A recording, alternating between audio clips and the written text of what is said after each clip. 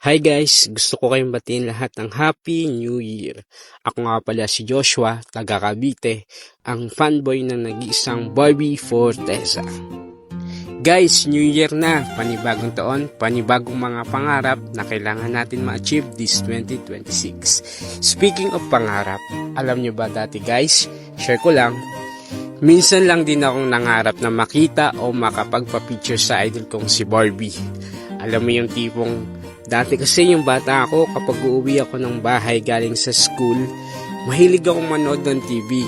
Kasi noon, di pa naman uso yung mga social media at gadgets. Ang tanging libangan ko lang ay ang manood ng TV. Minsan, habang nanonood ako ng TV, nakita ko si Barbie. Yung palabas niya ay yung first time. Di ko alam kung bakit noong time na yon, bigla akong nagandahan sa kanya at nagalingan. Kaya simula nun, lagi ko na siyang sinusubaybayan. Halos lahat ata ng mga ginawa niyang teleserye, sinubaybayan ko at wala akong pinalampas doon. Ganoon ko siya kaidolo. Pero ng mga time na yun, di ko pa siya nakikita ng personal kasi di ko pa alam bumiyahe nun. Tamang nood at nag-cheer lang sa kanya sa bahay namin kapag nakikita ko siyang sumasayaw sa Party Pilipinas. Minsan nga, sa sobra kong pagkahanga sa kanya, minsan ko na rin siyang naging inspirasyon sa aking pag-aaral. At minsan ko na rin tinanong ang sarili ko, hala, ba't umabot doon? Grabe. Pero in fairness, sobrang powerful maging inspirasyon ng isang Barbie Forteza.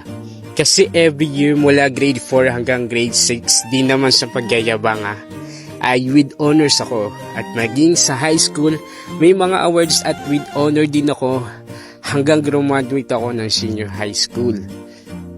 Sayang nga lang, hindi ako nagpatuloy hanggang college dahil sa umusbong ang pandemic at sa mga responsibilities. Sobrang sarap sa feeling na bukod sa inspirasyon ko ang pamilya ko at ang idolo ko. Minsan kapag nare-receive ko na yung mga certificates ng awards ko at medal, pinupost ko siya sa IG para i-share kay Barbie. At sobra akong kinikilig kapag nakikita at napapansin niya to.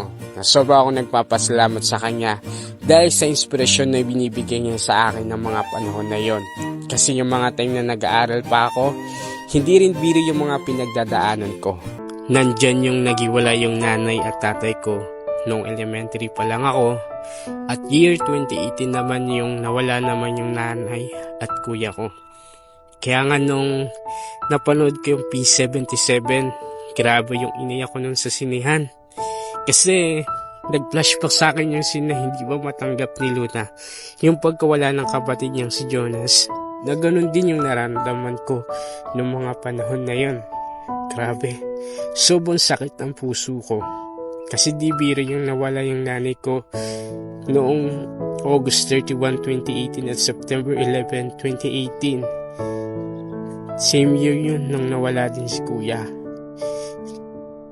Noong mga panahon na yun, ko alam kung saan ako hugot ang lakas at muling bumalik yung mga ngiti ko. Puti na lang, may Diyos Ama at may Barbie Forteza akong iniidolo na sobrang palog at sobrang grabe magpasaya. Kaya nga kapag may nagtatanong sa akin kung bakit si Barbie Forteza, sorry guys, hayak ako. Ulitin ko na lang. Kaya nga kapag may nagtatanong sa akin kung bakit si Barbie Forteza ang iniidolo ko, ang lagi kong sinasabi, nasa kanya na kasi lahat Magaling na artista, magaling makisama, mabuting kaibigan, mabuting anak at kapatid, at lalong higit, mabuti ang puso. Thank you, Barbie. Uy, wala tayo sa magpakilanman. Bakit ka naiiyak? Hi, Barbie. Magiging tradisyon ko na ata ang pagbibigay mensahe sa iyo pagkatapos ng taon. Kasi last year, nagbigay din ako sa iyo ng mensahe.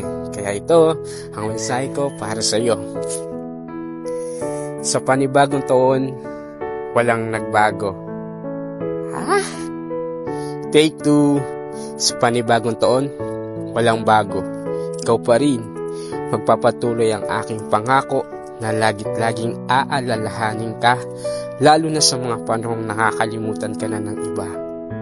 Walang magbabago, ikaw hanggang dulo, pangako. at patuloy kong ipagkakatiwala sa iyo ang aking puso para suportahan ka, aking idolo. Hala! Naging makata pa nga for today's video.